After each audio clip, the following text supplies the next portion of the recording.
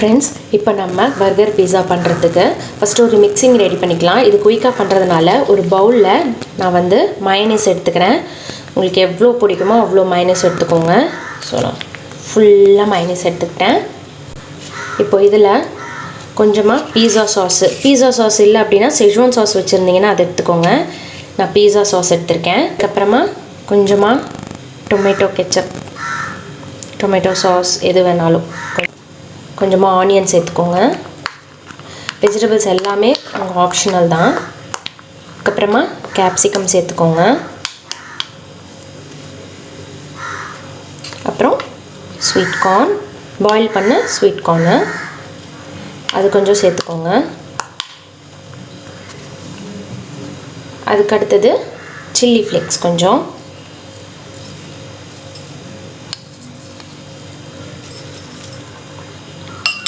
அதுக்கு அடுத்தது நான் வந்து இட்டாலியன் சீசனிங் எடுத்திருக்கேன்.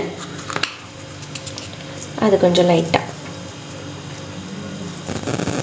சேர்த்துட்டு இப்போது நல்லா இதை மிக்ஸ் பண்ணிடலாம். இப்போ பார்த்திங்கன்னா உள்ளே ஸ்டஃப் பண்ணுறதுக்கு மிக்சிங் ரெடி ஆகிடுச்சு.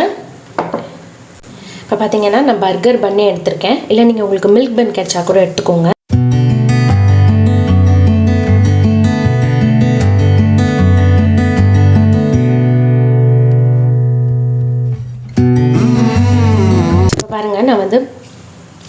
இப்போ பாருங்கள் நான் வந்து 3 ப்ரெட்டு ரெடி பண்ணிட்டேன். இப்போ இதுக்குள்ளே நம்ம ஸ்டஃபிங் இருக்குது இல்லையா, மிக்சிங் ஸ்டஃபிங் சூப்பராக அதை ஃபில் பண்ணிக்கலாம்.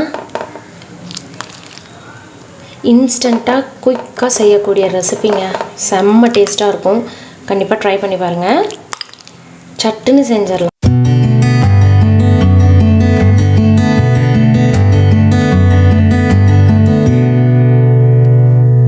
இப்போ ஸ்டஃபிங் வச்சாச்சு.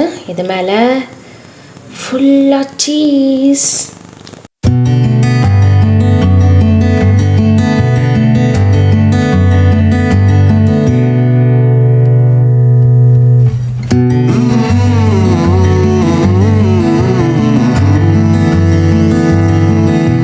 சூப்பர். இப்போ இதை நம்ம டோஸ்ட் பண்ணிக்கலாம். ஒரு பேன் எடுத்துக்கோங்க. அதில் லைட்டாக பட்டர் சேர்த்துக்கோங்க. பட்டர் நல்லா மெல்ட் ஆகட்டும். அவன் இருந்துச்சுன்னா அவனில் ஒரு 1 மினிட் மட்டும் வச்சு எடுத்துட்டிங்க அப்படின்னா சீஸ் மெல்ட் ஆகிற வரைக்கும் நல்லாயிருக்கும். ஸோ இப்போ இதில் பட்டர் வச்சாச்சு. நம்மளுடைய பர்கரை ப்ளேஸ் பண்ணிடலாம். So super. ஓகேவா, நல்லா லோ ஃப்ளேமில் வச்சு க்ளோஸ் பண்ணிடலாம். சீஸ் வந்து மெல்ட் ஆகட்டும். சீஸ் மெல்ட் ஆகிற வரைக்கும் உள்ளே இருந்துச்சுன்னா போதும்.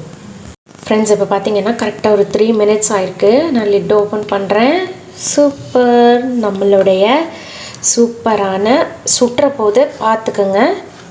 ஸோ நம்மளுடைய சூப்பரான பர்கர் பீஸா ரெடி.